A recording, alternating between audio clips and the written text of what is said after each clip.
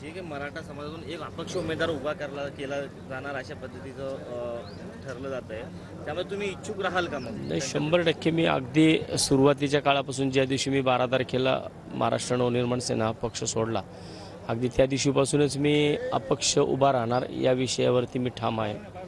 आणि कालसुद्धा मी वंचित बहुजन आघाडीचे नेते प्रकाशजी आंबेडकर यांनासुद्धा काल मी याचसाठी भेटलो आणि आजसुद्धा मी पाटलांना यासाठी भेटते की मी अपक्ष म्हणून पुण्यामधनं मराठा उमेदवार आहे. सकल मराठा समाजाचं काम मी अगदी सुरुवातीपासून करतो आहे.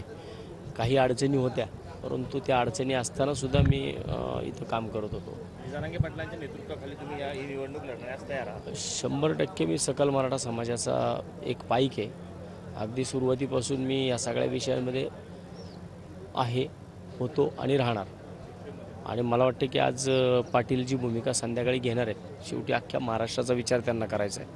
महाराष्ट्रामधून सगळ्या भागामधून त्यांच्याकडे आता लोक आलेली आहेत आणि मला वाटतं मी सुद्धा आमच्या पुण्यामधले बरेच लोक इकडे आले, त्यांनीसुद्धा आमच्या पुण्याची बाजू जी काय आहे ती सगळी त्याच्यामध्ये फाईल दिलेली आहे. आणि त्या फाईलमध्ये सकल मराठा समाजाच्या वतीने जी यादी देण्यात आली आहे त्या यादीमध्ये माझंसुद्धा नाव आहे. आणि पाटील जी भूमिका घेतील ती संपूर्ण सकल मराठा समाजाला मान्य असणार आहे. त्यामुळं संध्याकाळच्या भूमिकेकडे सगळ्या महाराष्ट्राचं लक्ष लागलेलं आहे. पुण्यामधून अजूनही काही इच्छुक इथं आलेले आहेत? आलेले असतील आहेत. सकल मराठा समाजाची परवा दिवशी जी मीटिंग झाली त्याच्यामध्ये 4-5 नावं आहेत.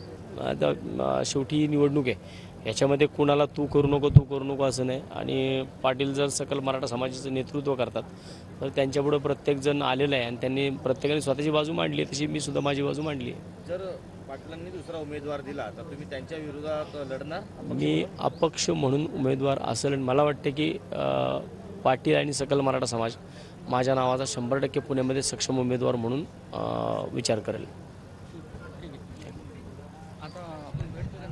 तर वसंत मोरे यांनी जरांगे पाटील यांची भेट घेतलेली आहे. मी 100% पुण्यातून लोकसभेला उभा राहणार असं वसंत मोरे यांनी म्हटलेलं आहे.